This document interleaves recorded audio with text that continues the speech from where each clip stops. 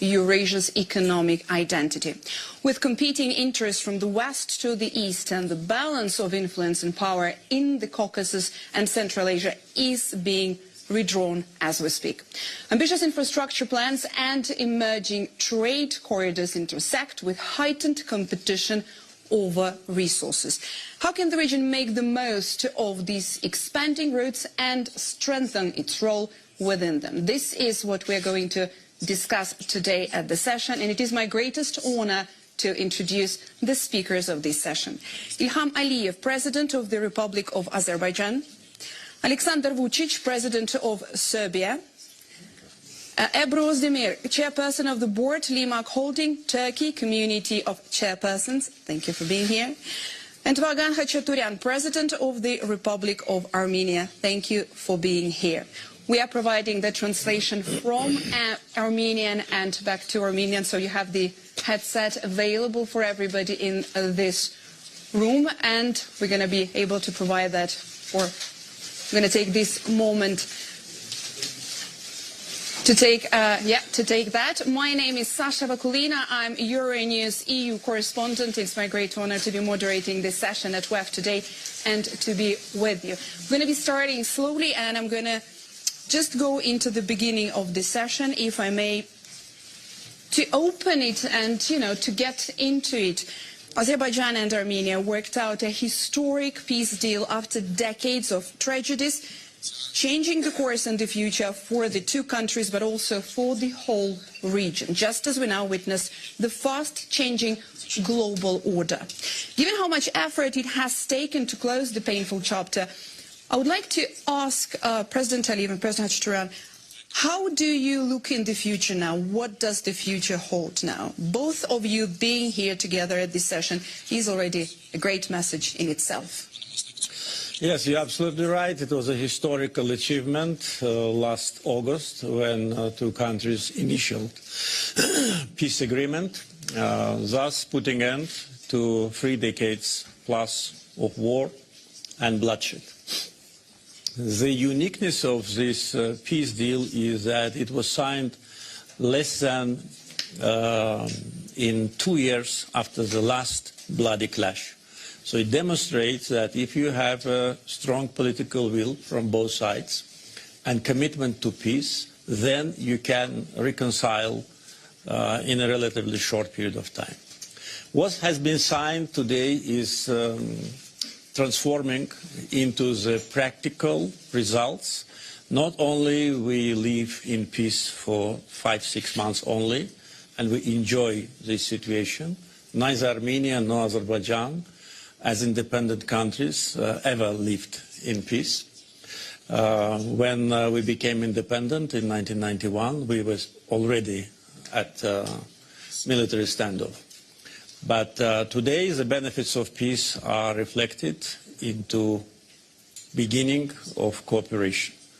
First, cargo from Azerbaijan of critical products, oil products, are being transported to Armenia, and in itself it brings the prices down. So it was absolutely unimaginable maybe 2 or 3 years before, but today it is a reality. And I think nothing can interfere into this process. What we need to do more, I think both sides, is to demonstrate the results of living in peace so that we can also witness the full support of our societies to this process. But I am very optimistic because really what has been achieved is a tremendous benefit to Armenia, to Azerbaijan, to Southern Caucasus, and it sets an example of how the countries which were in very deep hostile terms now transform into phase of cooperation. Thank you very much, President Khachaturian. The same question to you, please. How do you see it? How do you look in the future now with this whole new era opening? What does the future hold for Armenia? Thank you very much. Ես շարունակեմ պարոն նախագահի արգարժան պարոն Ալիևի միտքը, որ ապագան կախված է մեզնից, Եսի նկատում եմ մեր երկու երկրների հատկապես ղեկավարներից, իսկ արդեն մեր երկու երկրի ղեկավարները ցույց են տվել իրենց պատրաստակամությունը եւ ամենակարևորը, ինչպես նաեւ նշեց պարոն Ալիևը, ցուցաբերել են քաղաքական խիզախություն կամք, որ իսկապես հանուն խաղաղություն կարող են արվել քայլեր, որոնք կհաստատեն այդ խաղաղությունը։ Եվ այն ինչ մենք չենք տեսել 30 տարուց ավելի, մենք հիմա ապրում ենք այդ իրավիճակում։ Եվ իրականում անհավատալի էր, որ 2 տարի առաջ, նույնիսկ 1 տարի առաջ կարելի էր կարճ ժամանակում հասնել այսպիսի մի իրավիճակի, երբ որ արդեն մենք Հայաստանի Հանրապետությունը հնարավորություն ունի ապրանքներ ստանալ Ադրբեջանից անմիջապես Վրաստանի տարածքով։ Ես վստահ եմ, որ կգա նաև այն օրը, երբ որ մենք այդ ապրանքները կստանանք պարզապես մեր տարածքներով, այսինքն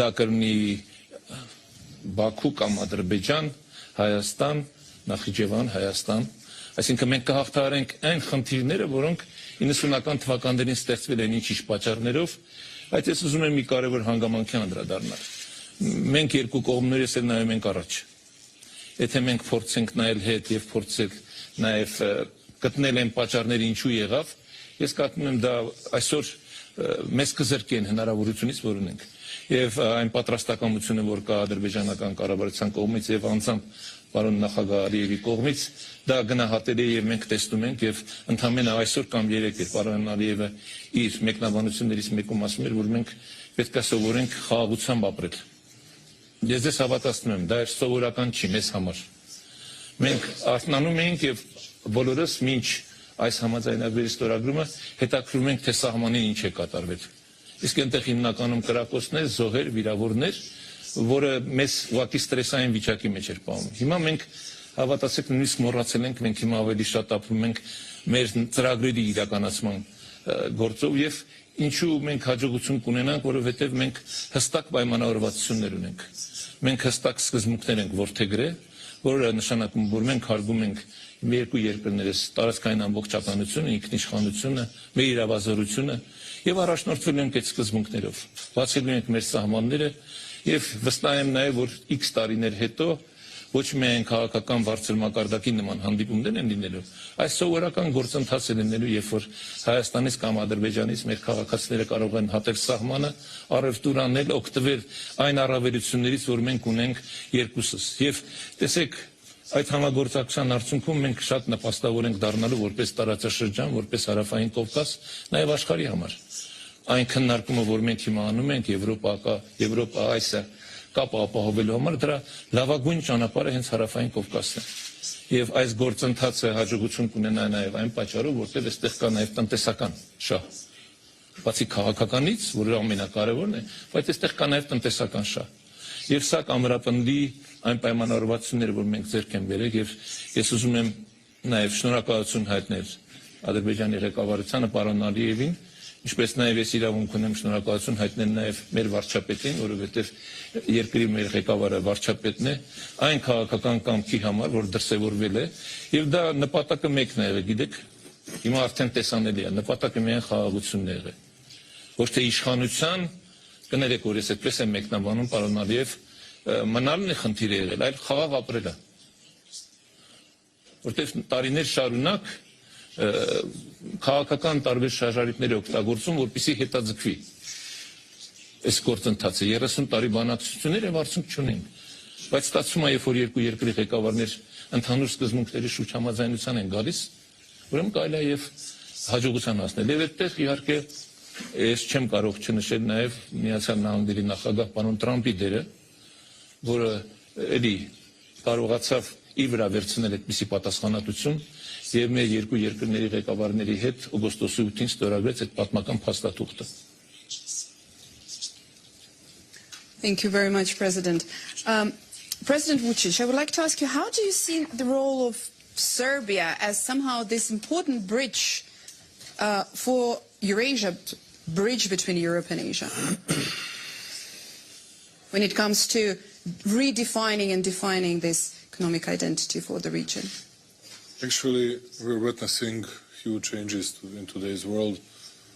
And as a matter of fact, I'm surprised with such a big interest for this panel today, to tell you the truth, because everybody is speaking only about tomorrow's President Trump's appearance and analyzing today's appearances of Ursula von der Leyen and President Macron. I believe that the role of our countries will become even, we all know that we belong to small countries, relatively small nations, speaking about size and numbers, not about our pride and dignity, but I believe that we'll have bigger importance in the future, and I'll tell you why. From Armenia, let's say 3 million, 7 million, Serbia, 10 million, Azerbaijan, we'll have to get along with each other, we'll have to cooperate, we'll have to do things together. Because in today's world where we are facing no rules, no regulations, where big fish eat smaller fishes, and they're saying it, they're not even wrapping it in anything, they just do it, and they're doing it bluntly, and not observing and not in accordance with UN Charter and UN resolutions. We'll have to take care of ourselves. And now you have two different schools. One is either to belong to those big, newly defined empires in different hemispheres, either to still protect your sovereignty and independence. And knowing Azerbaijani people, Armenian people, and Serbian people, I know that we'll pick the option number 2, which means that we'll protect our countries, our nations, our sovereignty and our independence. Wanting, of course, to cooperate with everybody, but at the end, we'll have to keep our national interests and our statecraft as well. And answering your question, I mean, dear Sasha, that of an utmost importance is to work together, to bound our fates even more than it has ever been the case in the past, that we should work together on AI, innovations, defense sector, and we should have even more often political consultations on different issues. I can say that we consider both countries as friendly countries, not only that. I consider President Khachaturian, I don't know him personally that well as I do President Aliyev, and I consider him as a personal friend as well. And I hope that we'll be able to build this kind of relationship with all the others. But when we are together, you know, we are much stronger. And Caucasus countries they became like a key intermediary, but also the meeting points between Europe and Asia. And as a matter of fact, we are all 3 members of EPC, European Political Community. We are on EU path a bit more advanced than some Caucasus countries, but you know, we are pretty much in the same situation. And we'll have to have the same path. And I believe that our collaboration and our cooperation, because we are facing a lot of disruptions, economic disruptions from pandemic, inflation,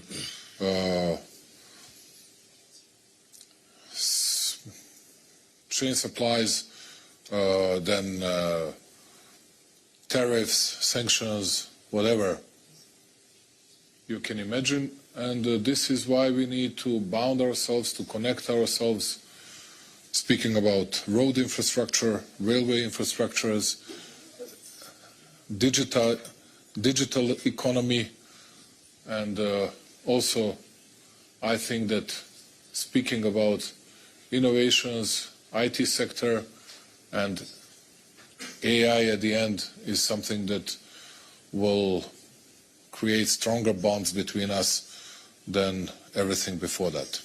And I believe in our true friendship, but also in our big interests to bounding and to connecting us much stronger and, dare to say, much faster in the future.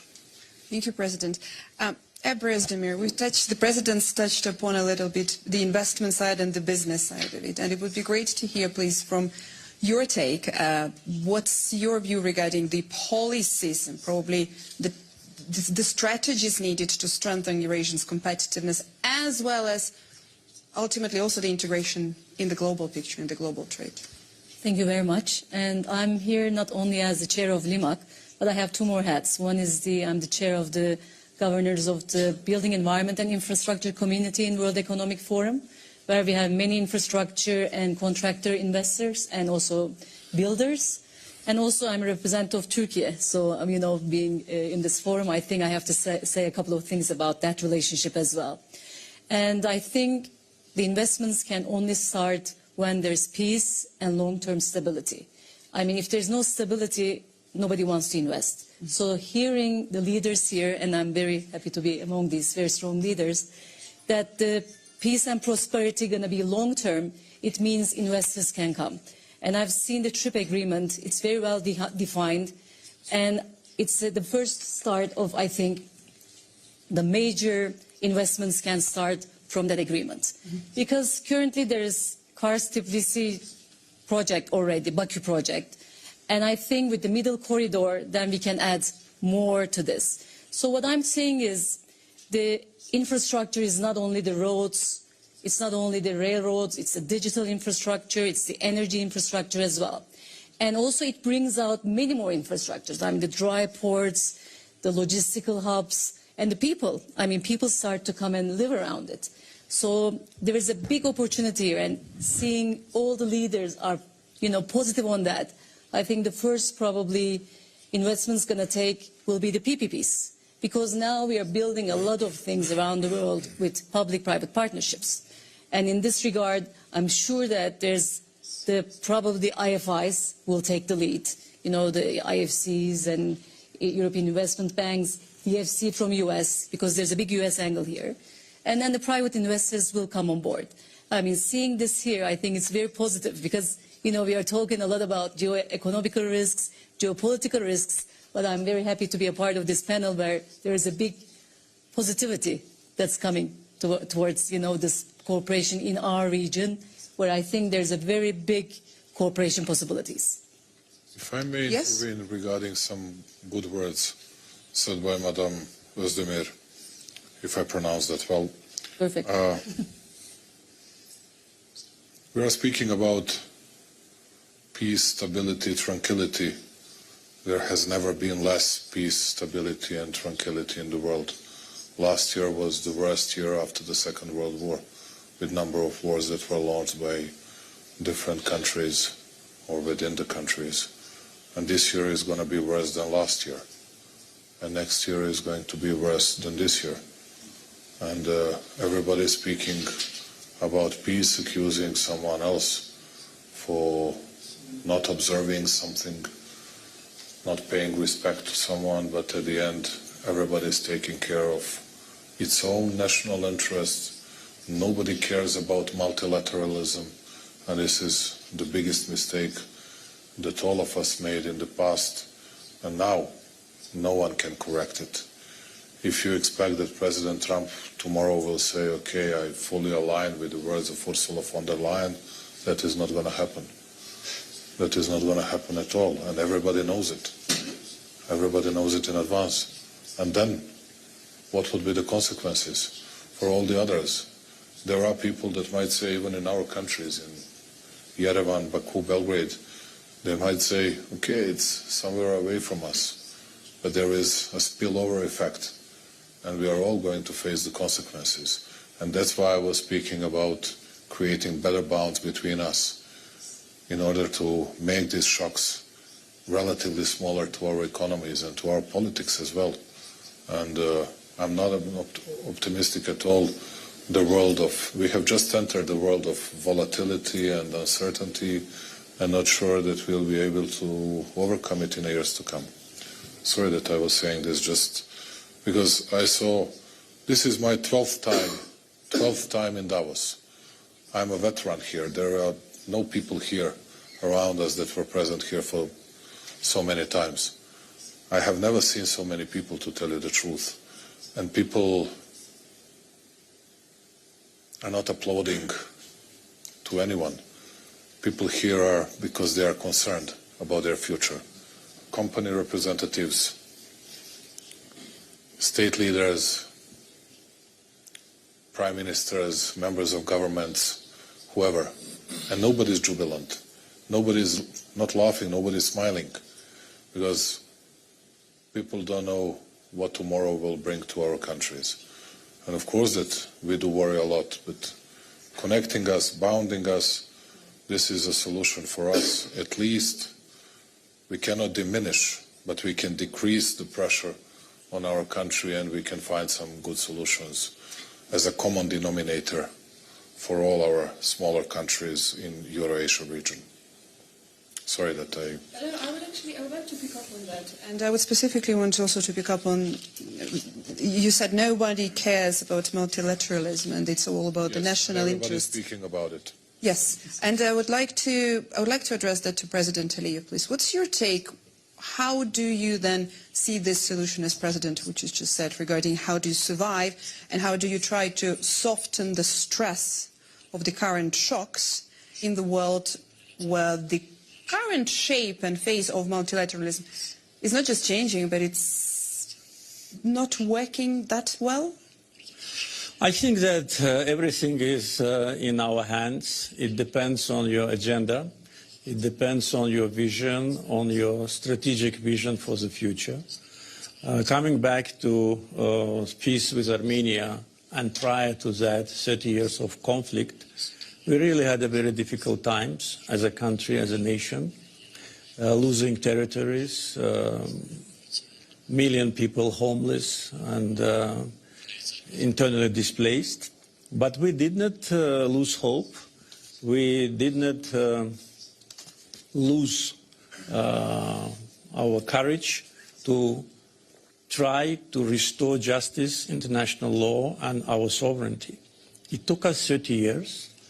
International institutions at that time, I mean 30 years ago, 20 years ago, 10 years ago and now, their behavior didn't change. We have changed. We stopped believing in someone who will come and fix things for us. All our hopes for international mediation totally collapsed. United Nations Security Council, the highest international body, adopted 4 resolutions demanding withdrawal of Armenian troops from our territory. They were on paper. OSCE and other international institutions adopted numerous resolutions. All of them did not materialize until we took situation into our hands. And we did it. We restored justice, international law, our sovereignty, territorial integrity, and then we achieved peace. And then we stopped. And for the leader of the country, which suffered for 30 years, to stop at the right time is a very responsible and very important decision. We could have continued. I want to be very open with you and with the audience. But that would lead to endless wars. That would lead to more sufferings, more victims. Then war would never end. And someone should have stopped it. And we decided to stop it. And yes, it was a joint decision by Armenian and Azerbaijani leadership to close that chapter and to see the opportunities for peace. And we, as I said, I think with the record speed from war, from serious military clash of September 2023, we came to August 2025, when Prime Minister of Armenia and myself signed the declaration, and the peace deal was initialed in front of President Trump. And President Trump signed the declaration as a witness. And as I said, we put an end to this war in the office #1 of the world. We should not rely on international institutions. I agree with Alexander that today this situation maybe is more severe than ever before. But I do not share his certain pessimism, because if you take situation under control, if you are dedicated to your national interests and to the future of the nation you are leading, then you can achieve success. But with respect to the issues of multilateralism, unilateralism, protectionism, we see that everything is crumbling. World Trade Organization is crumbling. By the way, Azerbaijan did not join WTO, though we've been invited for 30 years, just because we want to have economic sovereignty. We want to have political sovereignty, at the same time having good relations with numerous interlocutors.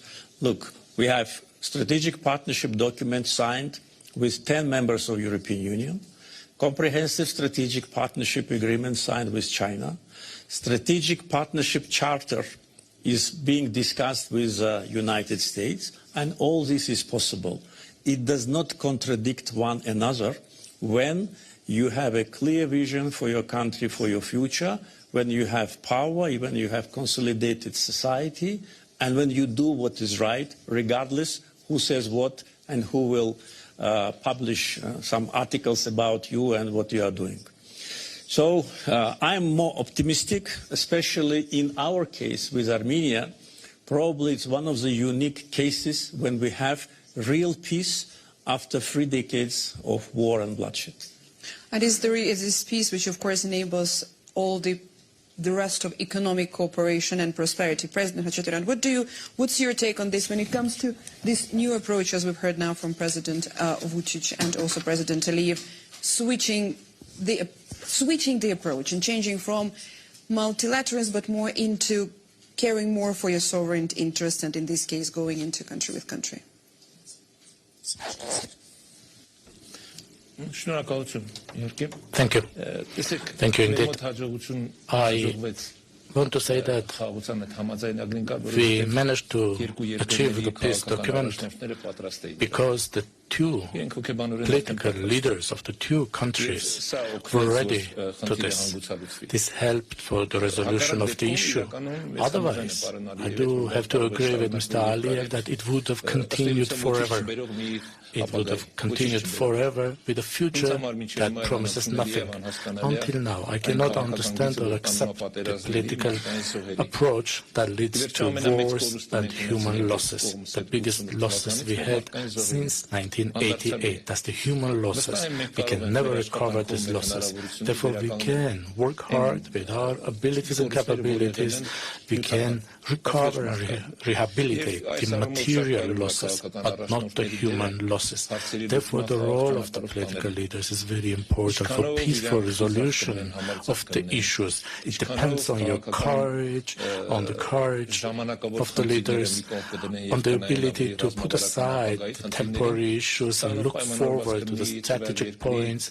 This will condition the success of the countries. Thanks God, the leaders of our two countries chose this path, the future, the peace of our countries, and the well-being of the people. This stands up and higher than anything else. These are not just words. I'm one of the politicians who has always spoken about peace. In my political activities, I've always tried to be useful for peace, because I understand one thing clearly. If you have neighbors, only live in peace with your neighbors, including in your daily life. There's no other way. Other way means arguing, fighting, disputes, loss of time. I am therefore optimistic that we will indeed succeed. We will indeed also have joint economic and cultural projects. We will indeed have, and we already have the precedents, when the members of the civil society of our two countries meet. Business circles next will meet. In Yerevan, people can already buy Azerbaijani fuel for their cars. Years ago, if you would speak about this, there would have been hostility hostile reaction to this. But this is the new reality we live in. And therefore, as for the problems of the world, there is a lot of volatility in the world. After COVID, a lot of things have changed, and the political map of the world is changing a lot, and the management methods are changing a lot. And therefore, especially in this situation, the small countries face challenges. But I do not want to underestimate them. Being small may also be an advantage. It allows us to act and take decisions independently ourselves and implement them independently ourselves. You may be surprised and ask, what about the big countries? Big countries have big problems. We have our countries, our interests, our action to be taken for our interests. I do not recommend to anyone, especially if no one asks, I'm only giving an opinion saying that if a country has a strategy, has a clear position about its own future, and the mechanisms for those actions of implementation, indeed we will be able to overcome these difficult situations. I don't want to underestimate the problems we have. I just don't also want to make them over-exaggerated. I don't want to pretend that it's unresolvable. I don't want to pretend that the world is turning around. No. The world has seen even worse situations, even more losses. The world has been able to overcome even the worst. And, for example, the European Union is an outcome of the World War II. After World War II, the agreement was signed about the establishment and formation of the European Union, which means that there are no enemies forever. There are interests, that's what they say in politics. But these interests have to do with the economic development of our countries, with our well-being, with friendly and peaceful and good relations with our neighbors. Same goes about Turkey. The issues, if we try to look for them, we'll find them, but there's no need to look for them. We have a neighbor as Turkey. We need to be neighbors with them. We need to open the borders. Same with Iran, same with Georgia. I'm just bringing example about Armenia. There are different approaches. There are different assessments about these events and developments in all these countries. But in the end of the day, we also have the interest of the Republic of Armenia that aligns with the principle of peace and friendly relations with neighbors and to be useful to each other, which is a mutual interest. Thank you. Thank you very much. Ebru, would you comment on that as well? Yes, and I would like to add very quickly for you as well. Is that the solution as well? Is that a better approach following everything that the president's just said? That not going into the blocs, not going into the bigger alliances, but going into, taking care of national interests, economic interests as well, not just political, and going into rather bilateral dynamic there? I'm going to speak about the region because this region has developed less and it deserves much more. I mean, we could have done much more in this region. And, if I speak from the Turkey's perspective, I know our president, Erdogan, is supporting this. And, we have to do this together so that the stakes of all the countries and the investments of all the countries go together, that we will not be able to lose it. Because if we can create a big silo of a business and where everybody has stakes in it, then it will be very hard to break this peace. So I think from the business-wise and from the investment-wise, we have to develop these corridors, the digitals, the transportations and so forth, so that we'll be able to bring all these things that we are producing from Turkey and towards Europe. I mean, at this moment, I'm very optimistic because there's so much being done between Armenia and Azerbaijan, and Turkey will be an accelerator and a guarantor of this. And then hopefully our border will be opened. We have a very long-term relationship with Azerbaijan. I mean, they're our brothers. There's Georgia here. And I think this time we have to, and at this panel as well, we have to think and invest more regionally. I mean, what we can do and what we haven't done before, and what can we do better?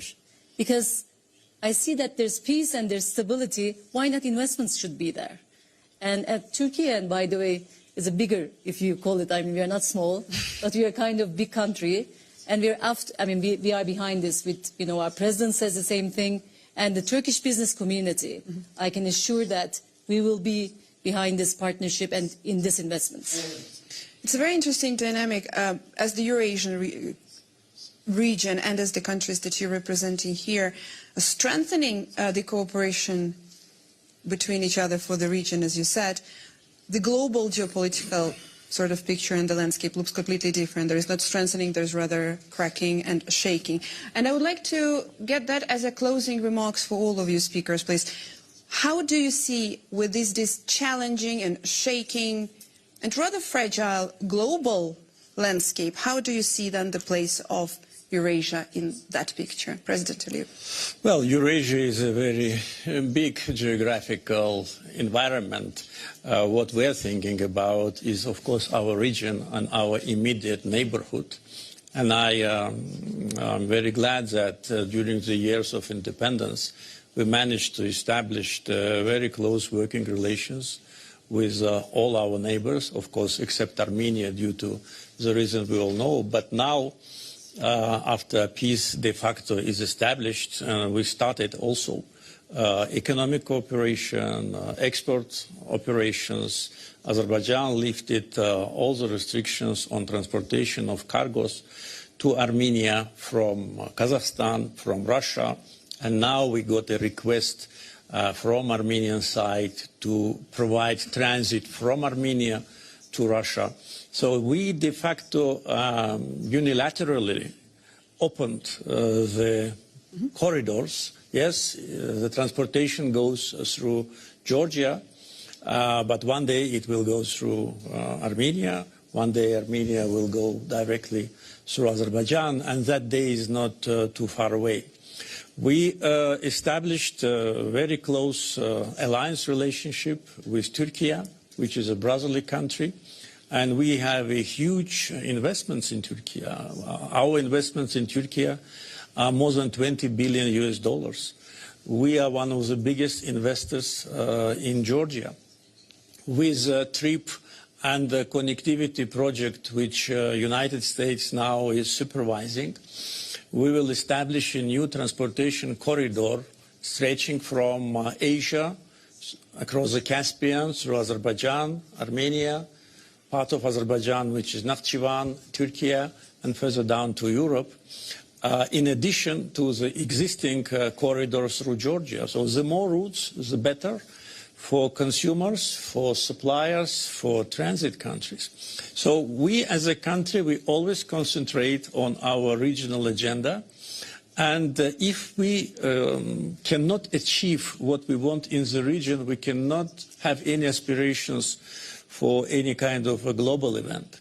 But today, especially after parallel tracks of Armenian Azerbaijan and Turkish Armenian rapprochement, which go in parallel and definitely will end in parallel by establishment of diplomatic relations between Turkey and Armenia, Azerbaijan and Armenia at the same time, we are changing the broad geographical area, part of Eurasia, which is very important for connectivity, for energy security, for peace, for stability, and which sets the example of how long-lasting wars and conflicts can transform into partnership and cooperation.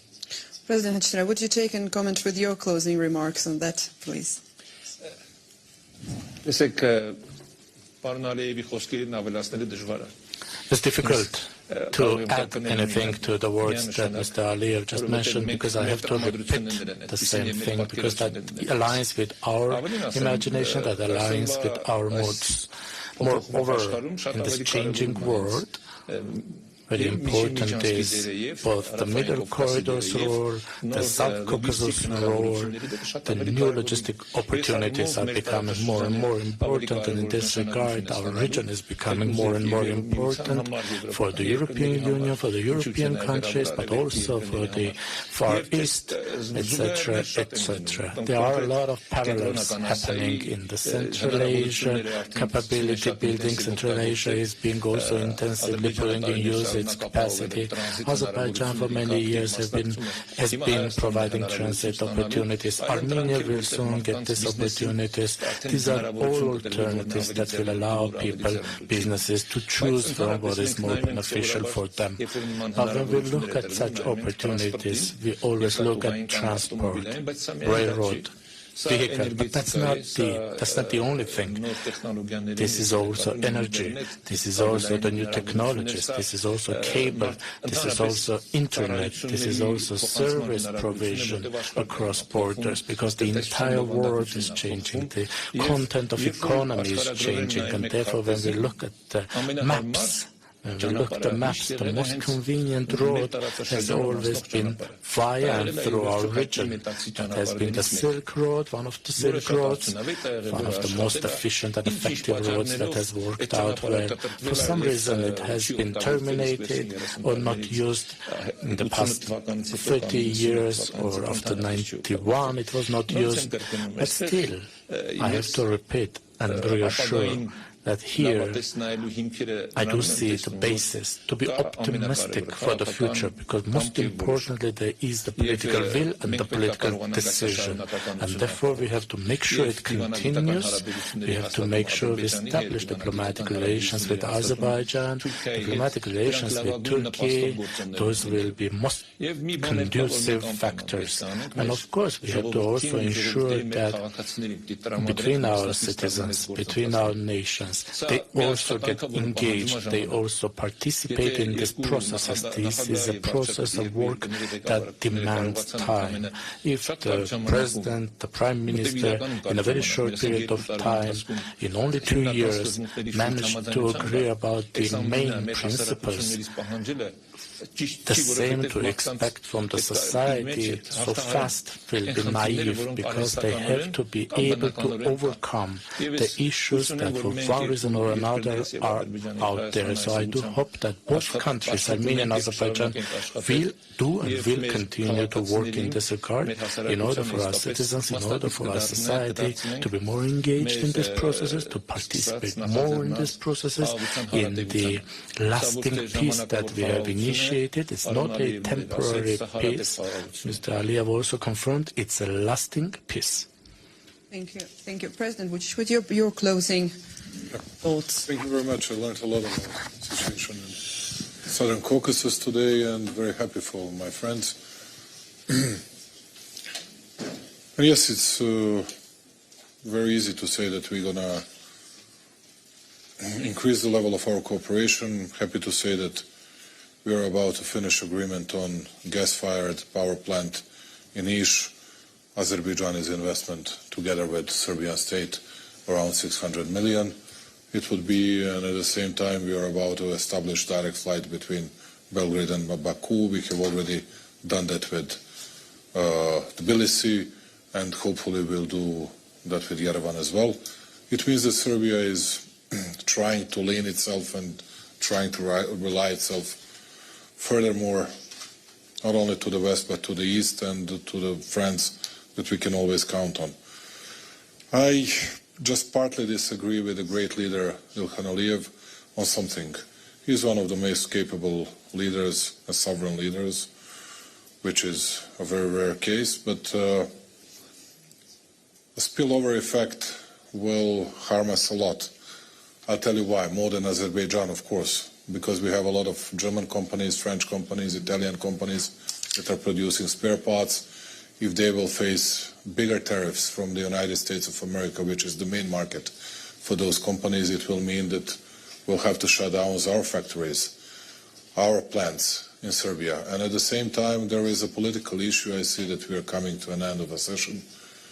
Everybody used to have its own Pandora's box. Now everybody is speaking about new Pandora's box. The real Pandora's box was open on Kosovo issue, when many countries in the world, Western world in particular, recognized and acknowledged an independence of Kosovo, saying, well, this was because of humanitarian disaster that was caused by alleged Serbian authorities' action in Kosovo. And at the end, you can see the same arguments are used by all the others that are doing against the other countries. but everybody is forgetting when it started. And now why I'm afraid and why I'm saying that I'm not that optimistic is the fact that we are having more regional and local wars than ever. You have no certainty even in the Gulf region, as it not used to be the case till last few months. And also need to say that this divorce between US and Europe is not going to be just a temporary issue. It's going to last for quite a more time, and at the end we'll all have to pay the price. Whether we'll be able to take care of ourselves, I hope that we'll be able to do it better than some others, but are we going to be hit? No doubt that we're going to be hit, but with the support and with the help, with the assistance of such a good friends like Armenia and Azerbaijan, and hopefully Turkey as well, will be able to overcome all these difficulties. Thank you. Ebru, you've been the voice of optimism in this session. That's your closing, yes. I'm an optimist because as business leaders we have to be optimists, and seeing this, the peace, environment and stability in our region, we will build on it. I mean, what we will do is as the builders and contractors and investors, we are very happy to be building on this peace and long-term stability. Without peace, it is impossible. Yes, exactly. So all of us need a peace. Thanks so much to the speakers. Unfortunately, I wish we had more time. Thank you very much for participating. Thank you for being here. And thank you for watching this live.